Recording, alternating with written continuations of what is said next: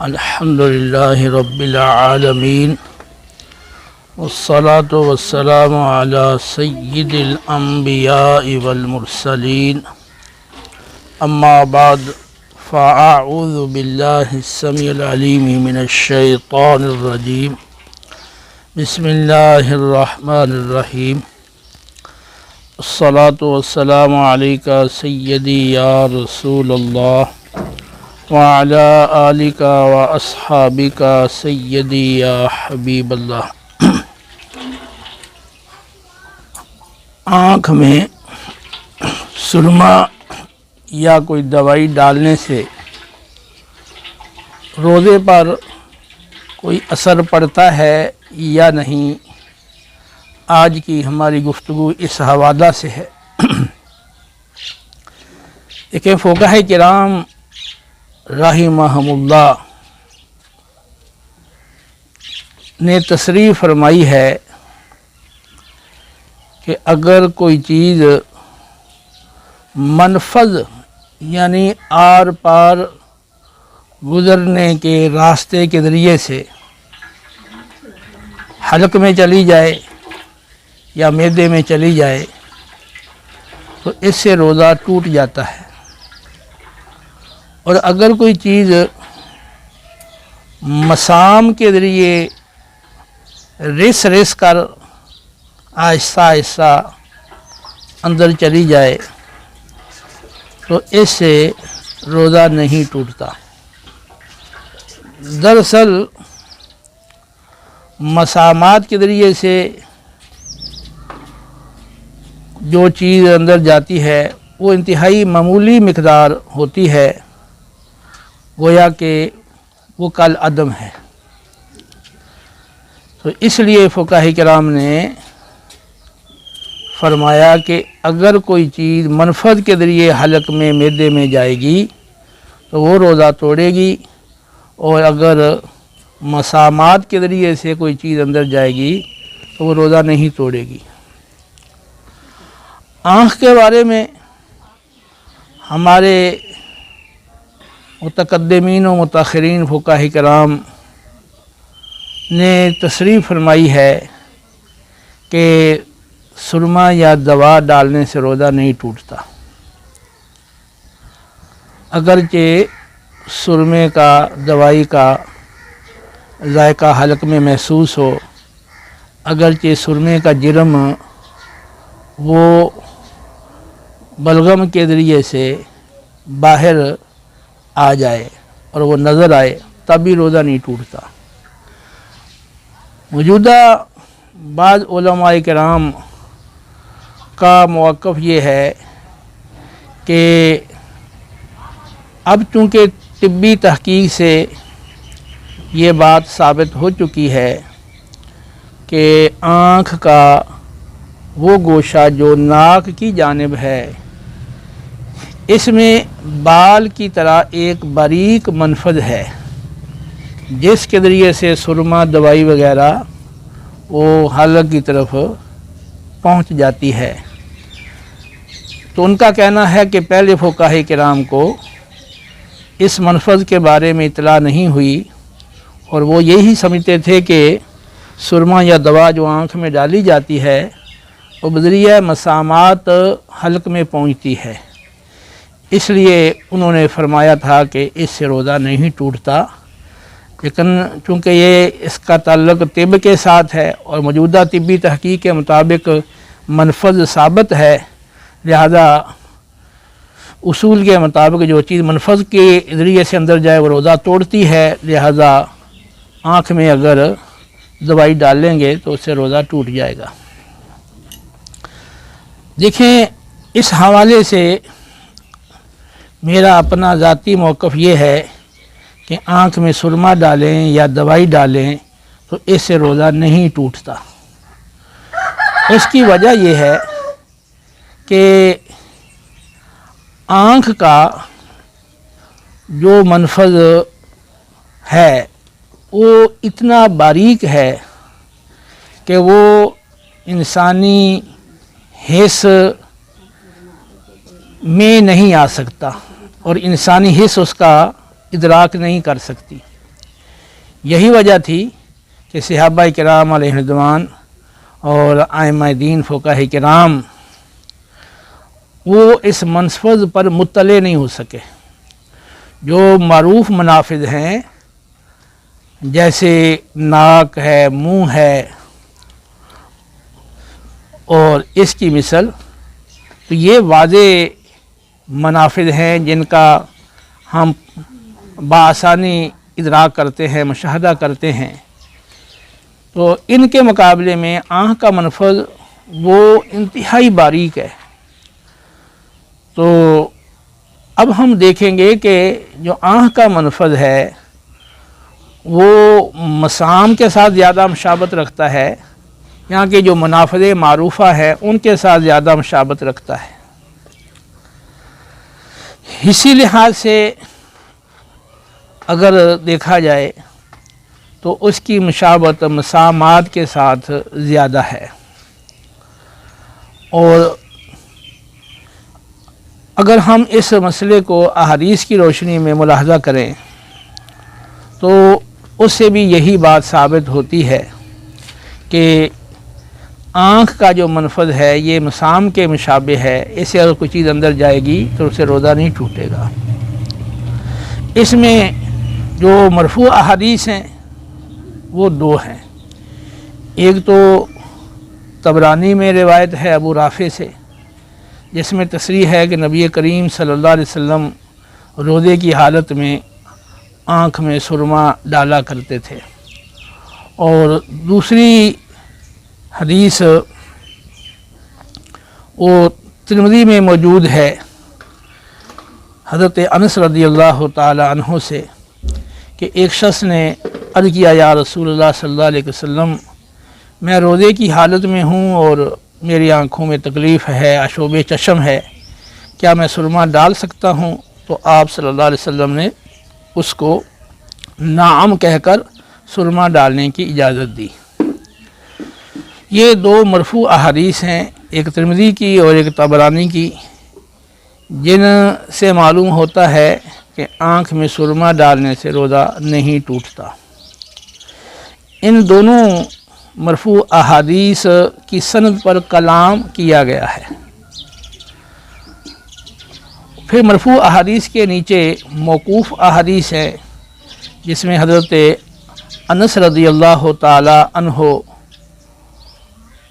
کی روایت ہے ابو داؤد کے اندر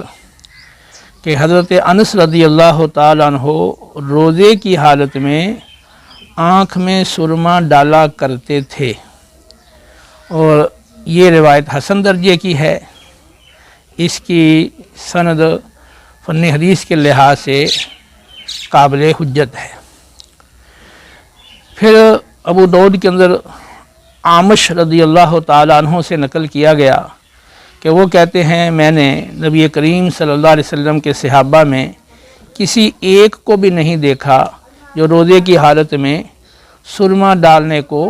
مکروہ جانتا ہو۔ تو ابو داؤد میں عامش کی روایت کے مطابق صحابہ کرام علیہ رضوان میں کوئی ایسا نہیں دیکھا گیا کہ جو روزے کی حالت میں سرما ڈالنے کو مکروہ سمجھتا ہو۔ پھر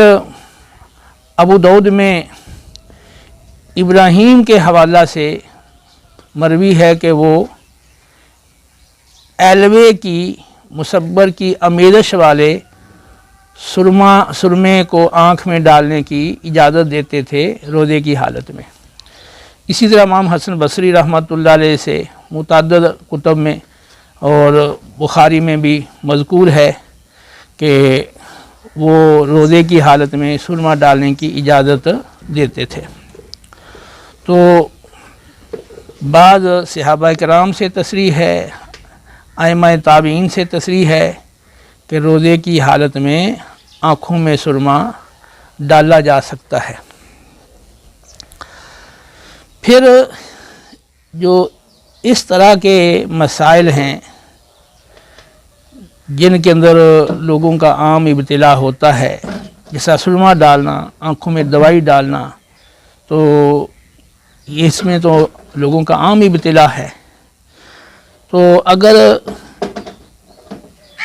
اس سے روزہ ٹوٹتا ہو تو پھر لازم تھا کہ نبی کریم صلی اللہ علیہ وسلم کی ذات اقدس پر وحی نازل ہو جاتی اور وحی کے ذریعے سے آگاہ کر دیا جاتا کہ آنکھ میں سرما یا دوائی ڈالنے سے روزہ ٹوٹ جاتا ہے۔ تو جو صحابہ کرام علیہم رضوان آنکھوں میں سرما ڈالتے تھے یا اس کی رخصت دیتے تھے، تو ظاہر سی بات ہے کہ نبی کریم علیہ السلام کے وصال کے بعد ہی نہیں بلکہ آپ کی حیات مبارکہ کے اندر بھی وہ روزے کی حالت میں سرما ڈالتے تھے، جیسے حضرت انس رضی اللہ تعالی عنہ سے تصریح ہے۔ تو پھر دوسری بات یہ ہے کہ جب وضو کیا جاتا ہے تو اس میں بھی اس بات کا اندیشہ ہوتا ہے کہ آنکھوں میں پانی چلا جائے۔ حضرت جابر، حضرت ابن عباس رضی اللہ تعالی عنہما کے بارے میں نقل کیا گیا ہے کہ وہ وضو کرتے ہوئے چہرہ دھونے میں مبالغہ کرتے تھے اور آنکھوں میں پانی ڈالتے تھے۔ تو بہرحال یہ موقوف روایت اور ائمہ تابعین کی جو ائمہ تابعین کا جو عمل ہے اور جو اقوال ہیں، اس سے وہ مرفوع احادیث کو بھی تقویت مل جاتی ہے۔ اور اس کے مقابلے میں جو حدیث آئی ہے وہ اتنی ہے، اس میں صرف اتنی بات ہے کہ آپ صلی اللہ علیہ وسلم نے روزے کی حالت میں سرما ڈالنے سے بچنے کا حکم دیا ہے، اس میں بھی روزہ ٹوٹنے کی تصریح نہیں ہے اور اس حدیث کی سند پر بھی کلام ہے۔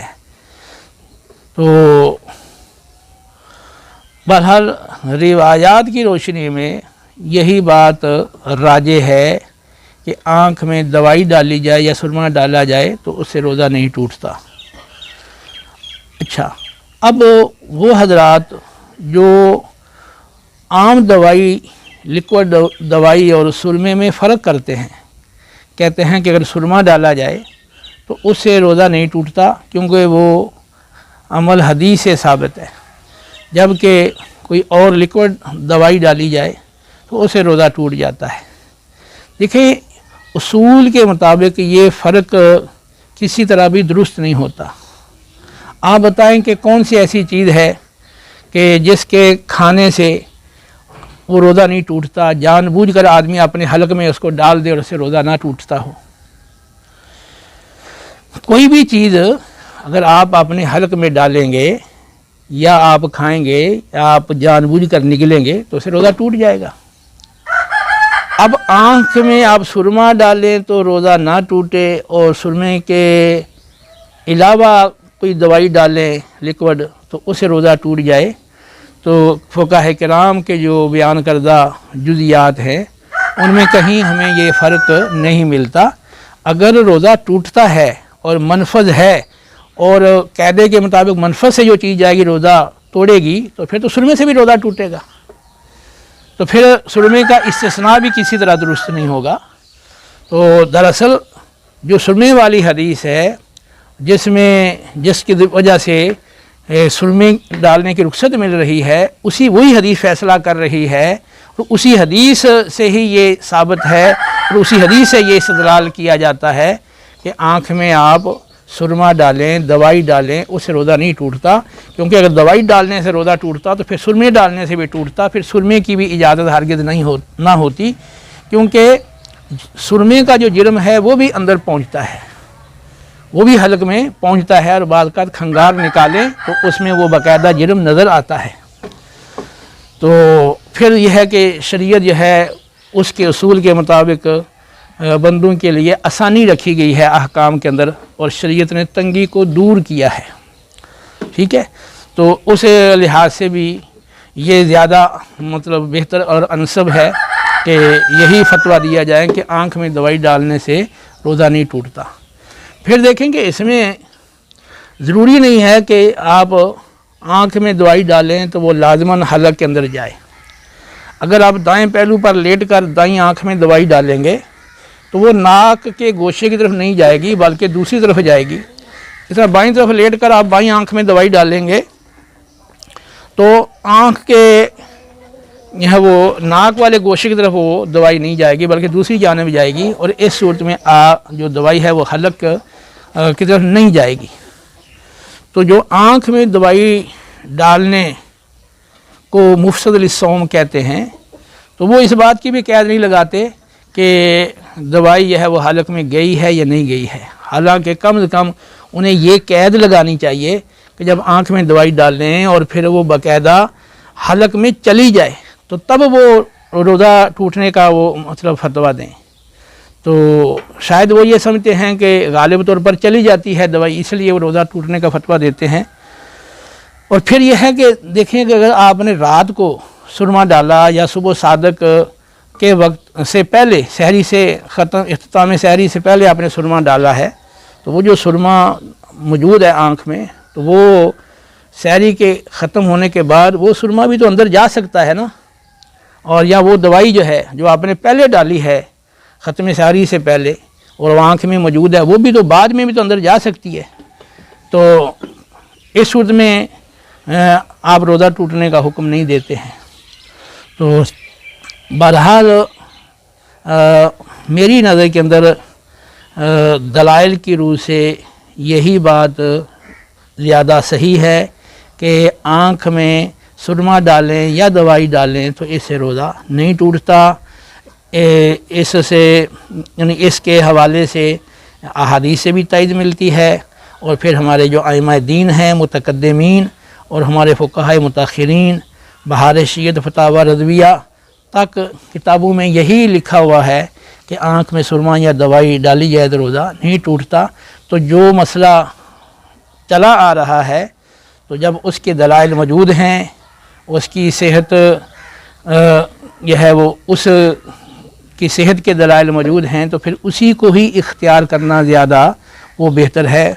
بجائے اس کے کہ کہیں کہ پہلے جو ڈالتے تھے تو وہ روزہ تو ٹوٹ جاتا تھا لیکن ان کے علم میں یہ بات نہیں تھی اس لیے وہ معذور تھے، اور اب ہمارے علم میں چونکہ یہ بات آ گئی ہے اس لیے ہم معذور نہیں ہیں۔ تو بجائے اس کے یہ کہنے کے وہ اسی بات کو لیا جائے جس کی یہ ہے وہ صحابہ کرام کے اقوال میں، تابعین کے اقوال میں اور متقدمین و متاخرین ہمارے فقہاء کرام کی کتب میں جو بات ملتی ہے کہ آنکھ میں سرما ڈالیں یا دوائی ڈالیں تو اسے روزہ نہیں ٹوٹتا، کیونکہ روزہ جو ہے وہ نفس پہ قہر کرنے کے لیے، نفس کو مغلوب کرنے کے لیے وہ رکھا گیا ہے، تاکہ نفس مغلوب ہو اور انسان وہ تقوی جو ہے وہ حاصل کرے اور اس کے اندر تقوی پیدا ہو۔ تو اگر آنکھ میں ڈالی گئی دوائی تھوڑی بہت اگر چلی بھی گئی ہے حلق کی جانب تو وہ راستے میں خشک ہو جاتی ہے، اس سے کوئی کھانے پینے کا باقاعدہ فائدہ حاصل نہیں ہو سکتا، ٹھیک ہے، اور پھر ڈالنے والا اپنے عذر کی بنا پر اور تکلیف بنا پر وہ دوائی ڈالتا ہے۔ تو لہٰذا ہمارا یہی فیصلہ ہے کہ آنکھ میں دوائی ڈالنے سے یا سرما ڈالنے سے روزہ نہیں ٹوٹتا۔ وہی مسئلہ جو پہلے سے ہماری کتب میں چلا آ رہا ہے وہ بالکل صحیح ہے اور وہ درست ہے۔ اللہ تعالی عمل کی توفیق دے، وما علینا الا البلاغ۔